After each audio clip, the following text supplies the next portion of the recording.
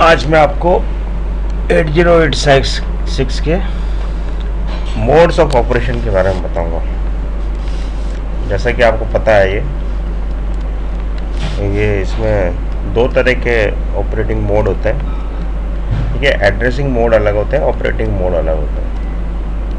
Addressing mode के बारे में हम अलग से क्लास लेंगे, लेकिन ये है आपके ऑपरेटिंग मोड ऑफ, जिसको कि हम मोड्स ऑफ ऑपरेशन कहते हैं। तो ये इस स्लाइड में देख रहे हैं आप, दो तरह के ऑपरेटिंग मोड होते हैं, मैक्सिमम मोड और मिनिमम मोड। अब ये मैक्सिमम मोड में इसमें कैसे काम करता है ये माइक्रो प्रोसेसर, कौन सी पिन इसमें काम में आती है और कौन सी पिन इसको सेलेक्ट करती है मैक्सिमम मोड और मिनिमम मोड में, ये हम आगे की स्लाइड में देखेंगे। ये एक स्लाइड है, इसके अंदर आप देख रहे हैं, जैसा कि मैंने पहले ही बताया था, 8086 microprocessor can work in 2 modes of operation, minimum mode and maximum mode. और ये कौन डिसाइड करता है, जैसा आप देख रहे हैं 33 नंबर के ऊपर मिनिमम और मैक्सिमम मोड की पिन है। अब इसके अंदर जब ये सिग्नल आपके लो है तो ये मैक्सिमम मोड पे काम करता है, और जब ये सिग्नल हाई है आपके तो मिनिमम मोड पे काम करता है। In the minimum mode of operation the microprocessor do not associate with any co processor and can not be use for multi processor system. Minimum mode के अंदर इसमें मल्टी प्रोसेसिंग नहीं हो सकती है पॉसिबल, किसी भी दूसरे माइक्रोप्रोसेसर के संग ये एसोसिएट नहीं हो सकता। ये अपने एक इंडिपेंडेंट यूनिट की तरह काम करेगा। जबकि जो मैक्सिमम मोड है उसके अंदर 8086 मल्टी प्रोसेसर कन्फिग्रेशन में यूज़ किया जा सकता है, और को प्रोसेसर कन्फिग्रेशन के अंदर इसको हम यूज़ कर सकते हैं। मिनिमम और maximum mode operation can be decided by the pin 33 MN MX। MX जो है आपकी एक्टिव लो है, and when the pin is high 8086 operates in minimum mode, and when pin is low it operates in maximum mode। तो ये इस तरीके से आप इसको डिसाइड कर सकते हैं। और ये जो है पिन 24 से लेके 31 तक, ये आप देख रहे हैं इसके अंदर, तो 8086 when for minimum mode the MN MX is tied to VCC। 1 कर देते हैं इसमें, नेचुरली ये आपके जब 33 नंबर पर बल आएगा तो ये मिनिमम मोड पे चला जाएगा। And 8086 itself generates all the bus control signals। अभी कौन कौन से सिग्नल आएंगे इसके ऊपर जब ये मिनिमम मोड में काम करेगा। पहला सिग्नल है इसके अंदर DT/R bar, data transmit oblique receive. It is an output signal from the processor to control the direction of the data flow through the data trans receiver. Direction of the data flow control करने के काम में ये आता है। दूसरा आप देख रहे हैं 26 नंबर के ऊपर, ये तो 27 नंबर पे था, 26 नंबर पे देख रहे हैं आप DEN bar. This DEN means data enable. ये भी आउटपुट सिग्नल है from the processor and it is used to output enable for the trans receiver. Output enable के करने का होता है ट्रांस रिसीवर के। 25वें नंबर पे पिन पे आप देख रहे हैं इसके अंदर ALE। This is arithmetic latch enable and it is used to demultiplex the address and data line using external latches. ये डीमल्टीप्लेक्सिंग करने का काम आता है एड्रेस और डेटा लाइन की। जैसा कि मैंने बताया था आपको AD0 से लेके AD15 तक ये जो लाइन होती है आपकी, ये मल्टीप्लेक्सिंग वे में एड्रेस एज ए एड्रेस और as a data line use कर सकते हैं। तो ये कौन डिसाइड करेगा? It is decided by the arithmetic logic unit. Arithmetic logic unit. और इसके बाद है आपके 28 नंबर के पिन पे, it is memory oblique input output bar. It is used to differentiate memory access and input output access. For memory reference instruction it is high, M high. Of input output instruction it is low. So memory oblique input output। ये आपके 28 number pin के ऊपर है। Now on 29 pin is a write operation, write control signal। When it is low, processor write data to the memory or input output port।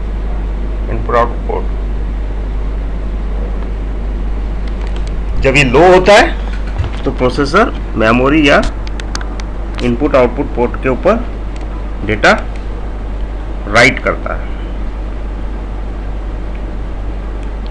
इसके अलावा एक और signal देख रहे हैं आपके, that is INTA, interrupt acknowledge. अभी इंटरप्ट एक्नॉलेज सिग्नल क्या है?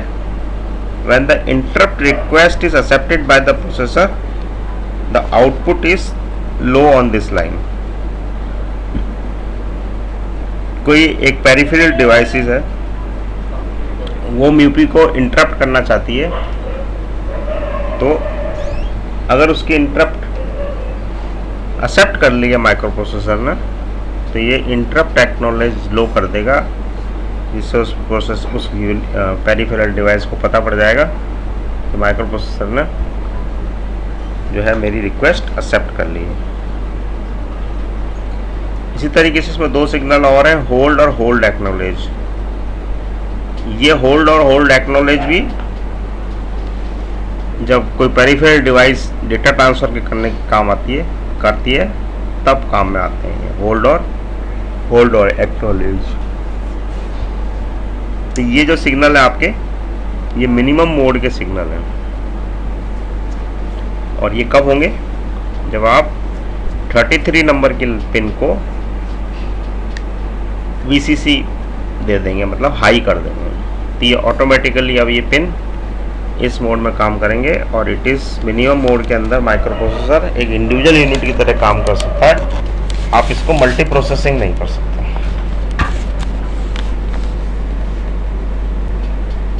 अब इस स्लाइड में देख रहे हैं आपके, ये वो मैं बता रहा था आपको, होल्ड और होल्ड एक्नॉलेज। 31 नंबर पिन के ऊपर आपके होल्ड सिग्नल है। It is input signal to the processor from the bus master as a request to grant the control of the bus. जैसे DMA कंट्रोलर होता है, DMA controller data memory access system जो आपके data transfer के अंदर काम आता है, एक इंटरफेसिंग डिवाइस है। तो वो जब डेटा ट्रांसफ़र होता है तो DMA कंट्रोलर माइक्रो प्रोसेसर से बसेस के कंट्रोल ले लेता है, तो वो डायरेक्टली डेटा ट्रांसफ़र करने लग जाता है। तो ये कहाँ से होता है? ये होल्ड से होता है। तो ये कौन भेजता है? ये भेजता है आपके DMA कंट्रोलर। और इस होल्ड को जो एक्नॉलेज करता है माइक्रो प्रोसेसर, वो करता है hold acknowledge. is a hold acknowledged by the signal processor to the bus master requesting the control of the bus through hold. तो माइक्रो प्रोसेसर जब अपना कंट्रोल देना चाहता है बसेस का, तो ये उस डीएमए कंट्रोलर को होल्ड एक्नॉलेज के थ्रू रेस्पॉन्ड करता है, और इसके अंदर ये एक हाई सिग्नल जाता है जब माइक्रो प्रोसेसर होल्ड को एक्सेप्ट कर लेता है। तो ये इस तरीके से आपने देखे, जब आपने 33 पिन हाई कर दी तो माइक्रो प्रोसेसर मिनिमम मोड पे चला गया, और पिन नंबर 24, 25, 26, 27, 28, 29, 30 और 31 में जो सिग्नल आए वो है INTA बार, ALE, DEN, TT/R बार, M/IO बार, WR बार, HLDA और होल्ड। ये सब ये जो सिग्नल हैं इस पिन के ऊपर, ये सब मिनिमम मोड के सिग्नल हैं। मैक्सिमम मोड में ये काम नहीं आएंगे, और मिनिमम मोड के अंदर माइक्रो प्रोसेसर आपके मल्टी प्रोसेसिंग नहीं कर सकता, एज ए इंडिविजुअल यूनिट की तरह ये काम करता है। अब ये मैक्सिमम मोड के सिग्नल हैं। आप देखिए मैक्सिमम मोड के अंदर क्या होता है, जो 33 नंबर की पिन है इसको हम ग्राउंड कर देते हैं, और क्या कह सकते हैं, इसको लॉजिकली लो कर देते हैं। तो पिन नंबर 24 से लेकर 31 पे जो अब सिग्नल आ रहे हैं वो आप स्लाइड के अंदर देख रहे हैं। It is QS0, QS1, S0, S1, S2 status signal है, लॉक है RQ/GT 0, RQ/GT 1। इन सिग्नल के बारे में पढ़ेंगे हम कि ये क्या है बेसिकली। तो S0, S1 और S2 ये आपके स्टेटस सिग्नल है,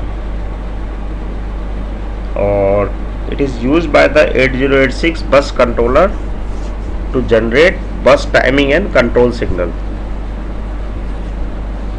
और ये डिकोडेड इस तरीके से होते हैं, ये टेबल में दिया हुआ है आपके, देखिए आप, स्टेटस सिग्नल S0, S1 और S2।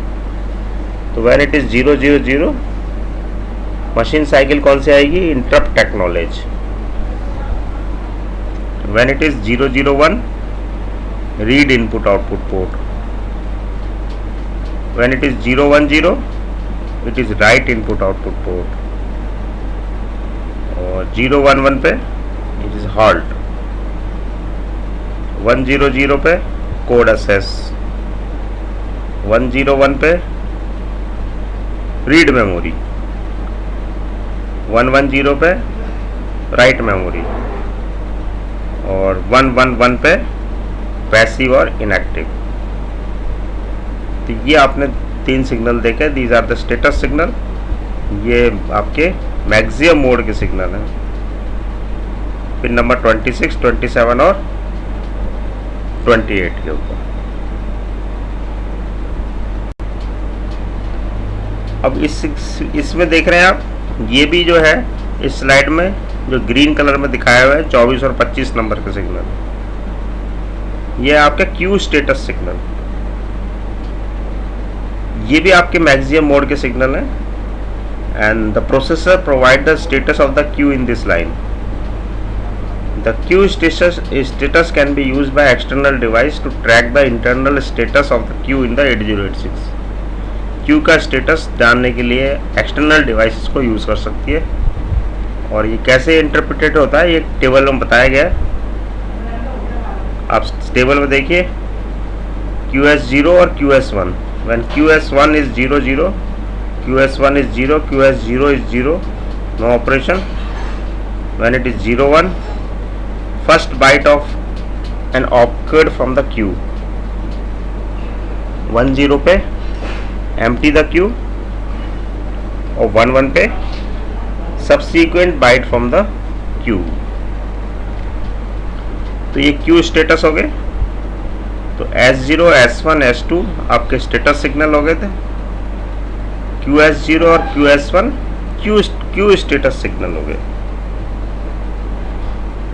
ये सब मैक्सिमम मोड के सिग्नल है। अब ये 3 सिग्नल और बचे, RQ GT0 और RQ GT1 और lock.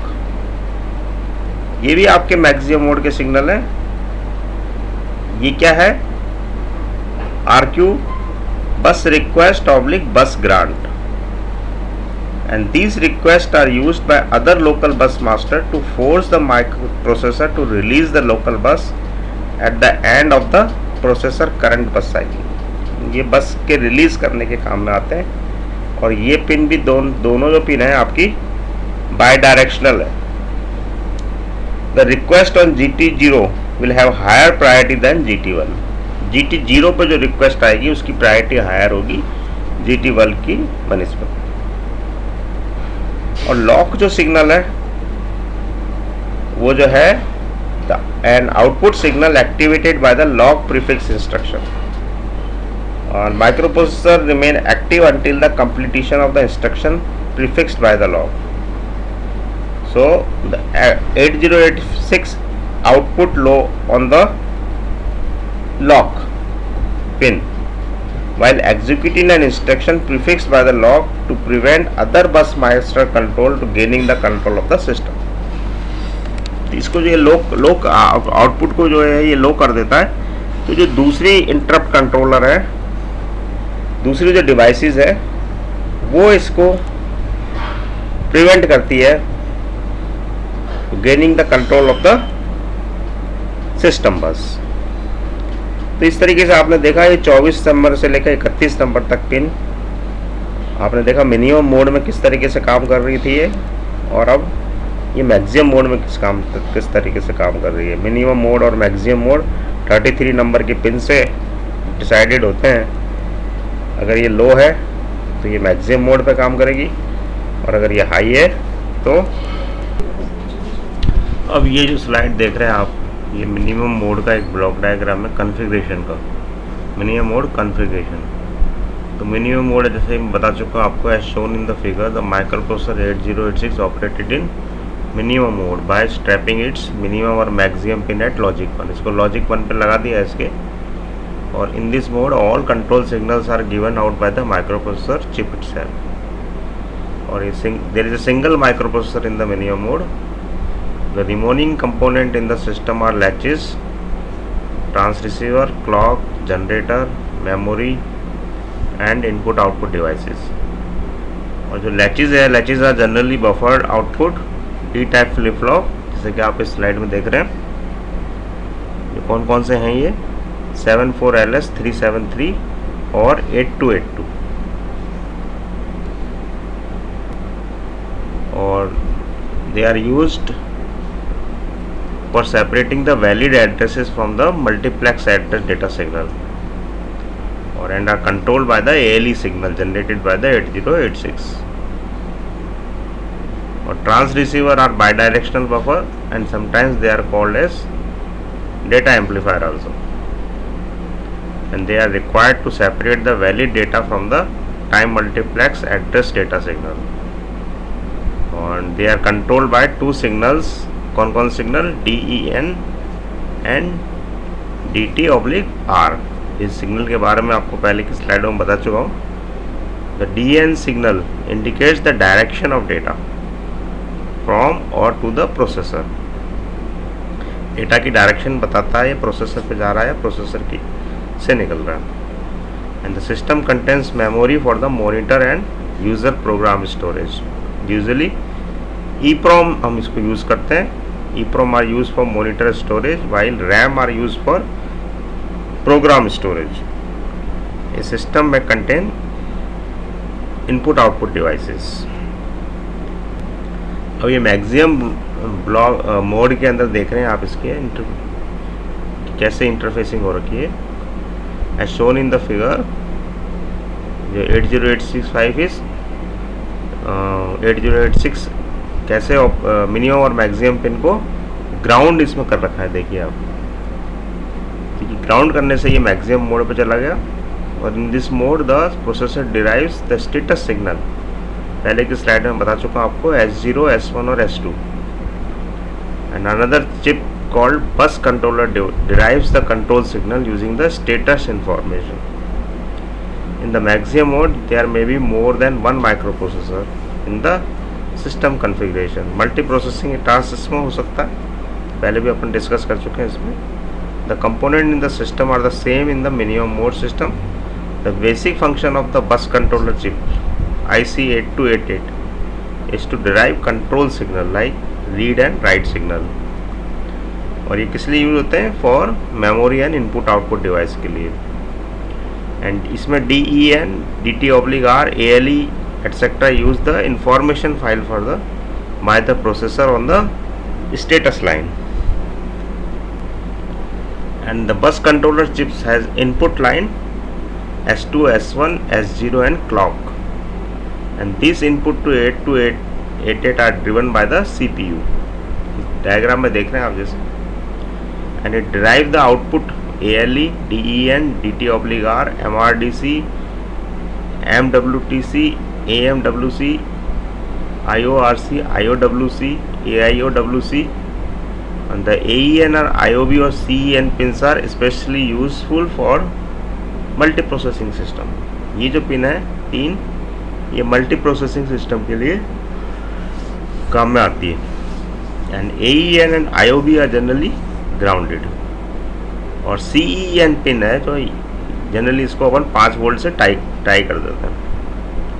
And the significance of the MCE और PDN outputs depends upon the status of the IOB pin. And interrupt acknowledge INTA pin used to issue 2 interrupt acknowledge pulses to the interrupt controller or to an interrupting device. तो इस तरीके से देखा आपने आज maximum और minimum mode के अंदर ये माइक्रोप्रोसेसर कैसे काम करता है. अब हम अगली क्लास के अंदर ये देखेंगे कि इसके, अभी तो आपने देखा ऑपरेटिंग मोड, अब हम इसके अगली क्लास के अंदर इसके एड्रेसिंग मोड पढ़ेंगे.